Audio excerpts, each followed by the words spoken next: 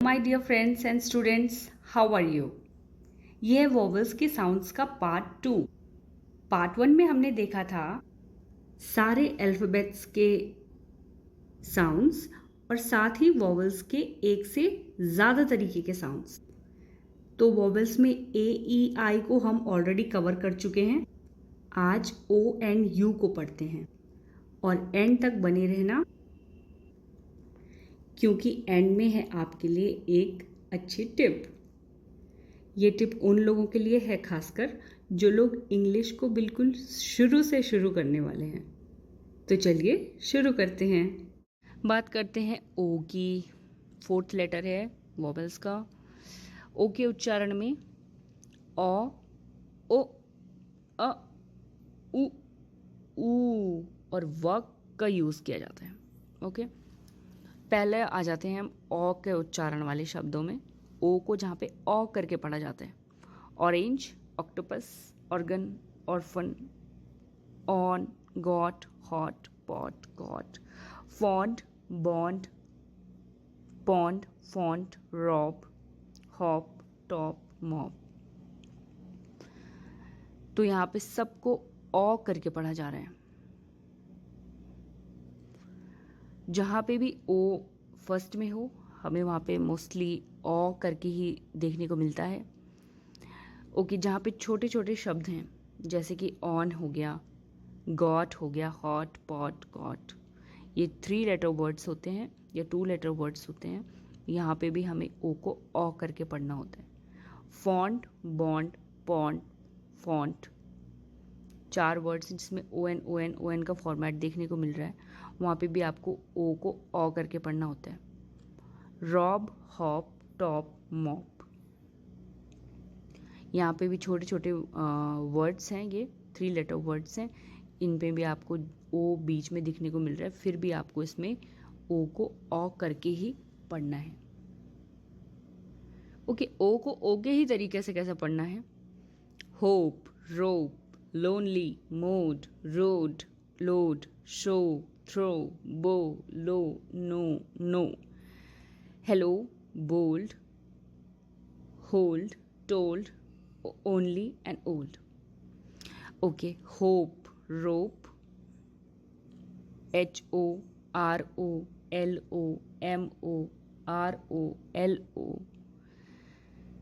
ये सारे क्या हैं, कॉन्सोनेंट्स हैं और छोटे छोटे वर्ड्स हैं, इसलिए यहाँ पर ओ को ओ करके ही पढ़ा जाएगा। Show, throw, bow, low, no, no. अब ये एनओ वाला नो है और एक ऊपर ओ एन वाला ऑन था, केवल ओ को आगे, ओ और एन को आगे पीछे कर दिया था। फिर भी देखो कितना अंतर आ जाता है उच्चारण में। वहाँ पे ओ एन में ऑन को ओ करके पढ़ा जा रहा था और यहाँ पे एन ओ को नो, ओ की साउंड आ रही है, वहाँ पे ओ की साउंड आ रही थी और यहाँ पे ओ की साउंड आ रही है। इसलिए छोटी छोटी बातें हैं जो हमें ध्यान में रखनी होती है। Hello, bold, hold, told, O L आ रहा है। O L, bold, O L, hold, told. Okay, अब आगे बढ़ते हैं। उ करके हम कहाँ पे ओ को बोलते हैं। कुक, बुक, हुक, लुक, टुक और गुड। मोस्टली जहाँ पे डबल ओ आपको मिलेगा वहाँ पे आपको ओ को उ करके साउंड करना है। अब बात करते हैं अ वाले उच्चारण की। Sun, done, ton, opposite, other, brother और मदर। यहाँ पे अ यानी कि छोटी साउंड आएगी ओ की।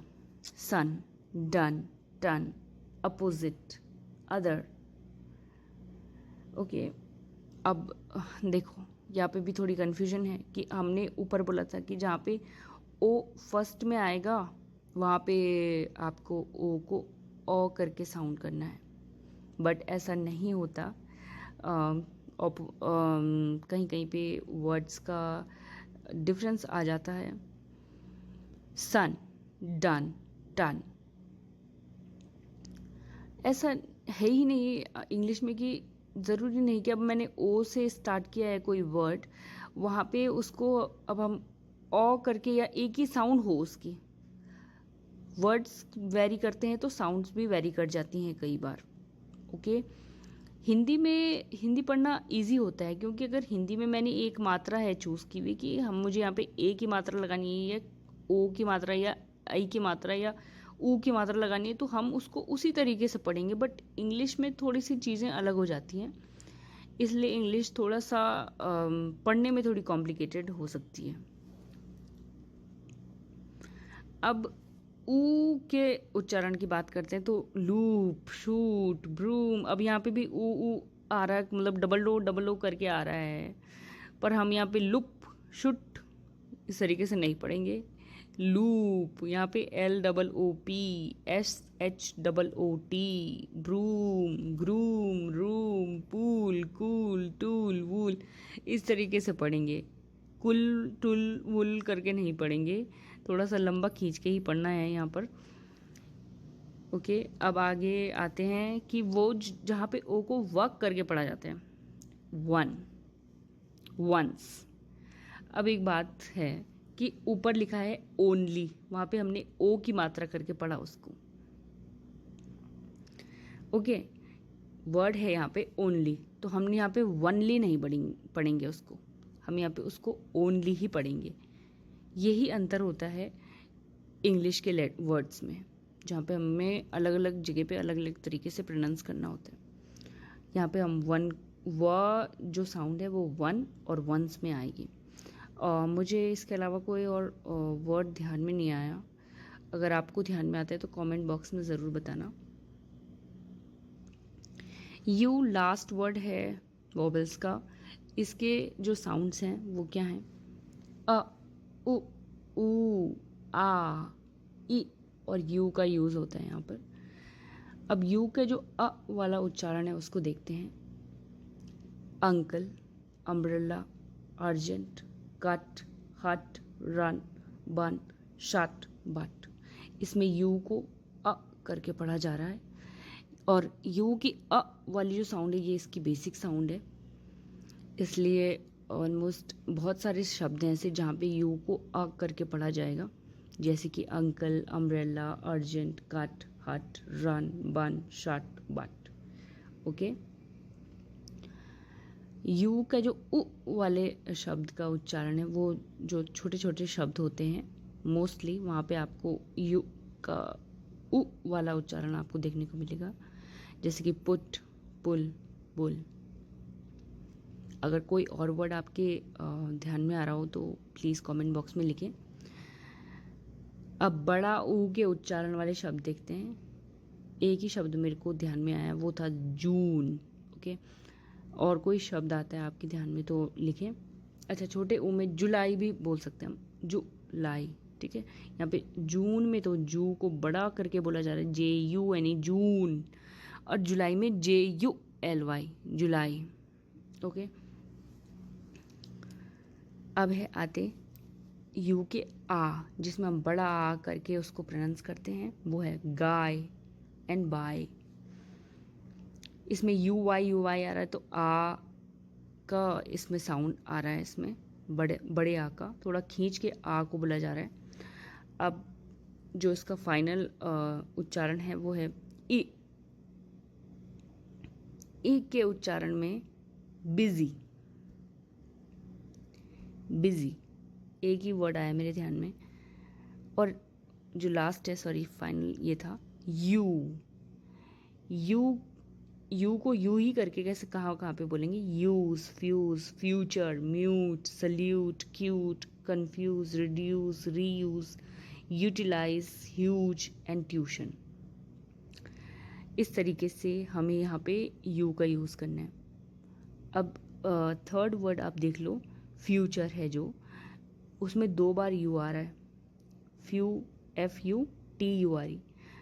तो एक चीज़ है यहाँ पे देखने को हमें मिलेगी कि FU, फ्यू, चर, TURE। एक चीज़ याद रखना कि TURE आएगा जहाँ पे भी, वहाँ पे आपको उसकी जो साउंड है वो चर बन जाती है। TION आता है तो वहाँ पे शन बन जाता है, शन। तो चलिए, ये तो हो गई सारे वॉवेल्स और उनके साउंड्स की बात। इसमें हमने ये सीखा कि जितने भी शब्द हमने देखे उन सब में हर लेटर के साउंड अलग अलग हैं, या एक ही लेटर की अलग अलग साउंड्स हैं। जितने भी शब्द मैंने आपको बताए हैं, आपका काम है उन शब्दों को डिक्शनरी से निकाल के उनके मीनिंग लिखना।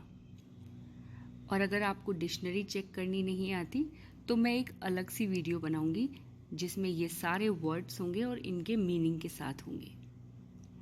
अब जो लोग जिनको बिल्कुल भी इंग्लिश नहीं आती है या वो पहली बार यहाँ पर ज़ीरो से पढ़ने आए हैं, तो मैं उनको 10 शब्द दूंगी। ये एक टिप है। 10 शब्द हैं जो हम अपने डेली बेसिस में यूज़ करते हैं। आपको कॉपी में ये सारे शब्द नोट करने हैं और ध्यान में रखने हैं, और एक प्रॉमिस करना है कि आज के बाद आप उन शब्दों का हिंदी में प्रयोग नहीं करोगे, आप उनका केवल इंग्लिश में ही प्रयोग करोगे। वो केवल शब्द हैं जो इतने कठिन भी नहीं हैं। ओके, सेंटेंसेस हिंदी के हो जाएं, पर वो जो शब्द जो मैं आपको बताने वाली हूँ वो आपको केवल इंग्लिश में ही बोलने हैं।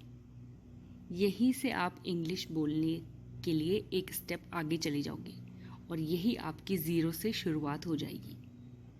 देखिए, जो हमने पढ़ा है अभी साउंड्स एंड ऑल, ये सारी चीज़ें तो शब्दों को सही तरीके से कैसे बोलना है वो हमने देखा।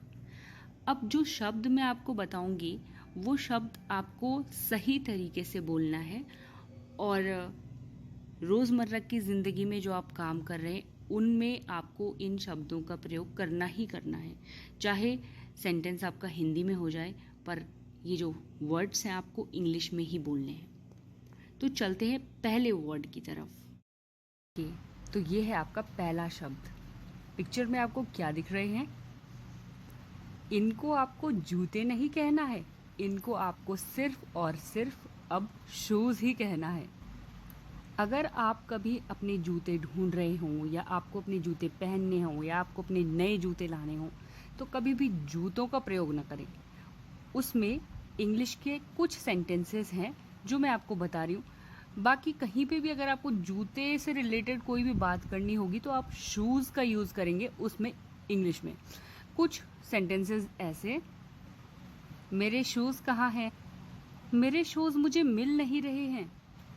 मेरे शूज़ में मिट्टी लग गई है। मैं आज नए शूज़ लाया। प्लीज़ मेरे शूज़ धुल दो। इस तरह के सेंटेंसेस आप यूज़ कर सकते हैं जिसमें आप शूज़ का प्रयोग करेंगे, ना कि जूतों का। अब शूज़ के साथ आप सॉक्स भी पहनते होंगे जिनको हम जुराब बोलते हैं, पर अब आपको जुराब का यूज़ नहीं करना है, सॉक्स का यूज़ करना है। ओके, कहीं पर भी इस तरीके से आपको बोलना है, क्या तुमने मेरे सॉक्स देखे? क्या ये सॉक्स तुम मेरे लिए लाए हो? अपने सॉक्स पहन लो, अपने सॉक्स इधर उधर मत फेंको। इस तरीके के सेंटेंसेस आप सॉक्स के लिए यूज़ कर सकते हैं। अच्छा, घर में तो रोज़ आप स्लीपर्स ही पहनते होंगे ना, यानी कि चप्पलें। तो अब से आपको चप्पलें नहीं बोलना है, स्लीपर्स बोलना है। Okay, slippers.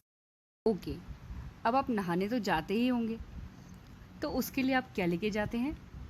टॉवेल, यानी कि तौलिया। तो अब आप कभी तौलिया नहीं कहोगे, अब आप टॉवेल कहोगे। इसमें सेंटेंसेस कैसे बनाओगे? मुझे मेरा टॉवेल दे दो प्लीज़। गीला टॉवेल बेड पर मत रखो, टॉवेल को अब धुल दो, यह टॉवेल पुराना हो गया है। इस तरीके के सेंटेंसेस आप टॉवेल के लिए बना सकते हैं। अब नहाते वक्त किस चीज़ का यूज़ करते हो? सोप का, यानी कि साबुन का। तो अब से आप साबुन नहीं कहोगे, सोप कहोगे। मुझे नया सोप ला कर दे दो प्लीज़। आप कौन से सोप से नहाते हो? मुझे डव सोप से नहाना बहुत पसंद है, या मुझे डेटॉल सोप से नहाना बहुत पसंद है। तो जहाँ पर भी सोप की बात आएगी या साबुन की बात आएगी, वहाँ पे आपको साबुन नहीं बोलना है, केवल सोप बोलना है। ओके, नाश्ता तो रोज़ ही करते होंगे सुबह को, तो नाश्ते को नाश्ता नहीं बोलना है, आप ब्रेकफास्ट बोलना है। इसमें कुछ सेंटेंसेस जैसे आप बना सकते हो कि आज ब्रेकफास्ट में क्या है, तुमने ब्रेकफास्ट में क्या खाया, आज का ब्रेकफास्ट तो बहुत यमी था। ब्रेकफास्ट तो हमेशा हल्का ही होना चाहिए। इस तरीके के सेंटेंसेस आप ब्रेकफास्ट के लिए बना सकते हो। वहाँ पे आपको कहीं पे भी नाश्ता होगा तो नाश्ता नहीं बोलना है, ब्रेकफास्ट बोलना है। अब ऑफिस तो जाते होंगे, चाहे वो लड़की हो चाहे वो लड़का हो, तो आपके पास एक छोटा सा पर्स होता है।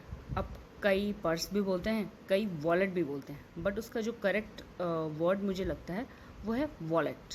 ओके, तो अब से आपको बटुए की जगह पे वॉलेट का यूज़ करना है, वॉलेट। इसे ढूंढने के लिए आप बोल सकते हैं मेरा वॉलेट कहाँ है, मेरा वॉलेट मिल नहीं रहा, मेरे वॉलेट में कम पैसे हैं, मेरे वॉलेट की चेन ख़राब हो गई है, मुझे अब अपना वॉलेट बदलना पड़ेगा। इस तरीके के सेंटेंसेस आप वॉलेट के लिए यूज़ कर सकते हैं। अब दिन का खाना तो हम रोज़ सभी खाते हैं, तो दिन के खाने को लंच कहते हैं। तो हमें अब से लंच कहना है कि मैं लंच पे जा रहा हूँ। आज लंच में क्या बना है? लंच में तो दाल और चावल ही अच्छा लगता है। इस तरीके से दिन का खाना जब भी हो तो लंच बोलना चाहिए। उसी तरीके से डिनर भी है, तो जैसे आप ब्रेकफास्ट लंच के लिए पूछेंगे, वैसे ही डिनर में भी सेम चीज़ें यूज़ होंगी। आज मैंने अपने परिवार के साथ बाहर डिनर किया। आज डिनर में क्या बना है? आज का डिनर बहुत अच्छा था। ओके, अब आप बैठते किस पर हैं? तो कुर्सी के लिए आपको चेयर का यूज़ करना है। चेयर के लिए आप कुछ ऐसे सेंटेंसेस बोल सकते हैं कि ज़रा एक चेयर ले आओ तो। आज मैंने 2-3 चेयर्स खरीदी। मुझे इस चेयर पर बैठना बहुत पसंद है। और ऐसे ही कई सारे सेंटेंसेस जहाँ पे आप कुर्सी का प्रयोग करते हैं, वहाँ पे अब आपको कुर्सी का प्रयोग नहीं करना, चेयर का प्रयोग करना है। ओके, जब आप नहाने जाते हो तो आप इसका यूज़ तो बिल्कुल करते हो। ये क्या है? बाल्टी।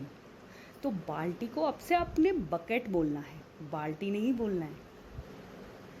बकेट के लिए यूज़ क्या करेंगे आप सेंटेंस? इस बकेट में पानी भर दो प्लीज़। अपने गंदे कपड़े बकेट में डाल दो। ज़रा एक बकेट पानी लेकर आना। तो इस तरीके के शब्द आप बकेट के लिए यानी कि बाल्टी के लिए यूज़ कर सकते हो। इस तरीके के सेंटेंसेस। सॉरी। तो अगर आपको ये वीडियो पसंद आया होगा तो प्लीज़ इसे लाइक, शेयर एंड कमेंट करना ना भूलें। मिलते हैं आपको अगली वीडियो में एक अगली टिप के साथ। तब तक के लिए bye bye and take care. Thank you.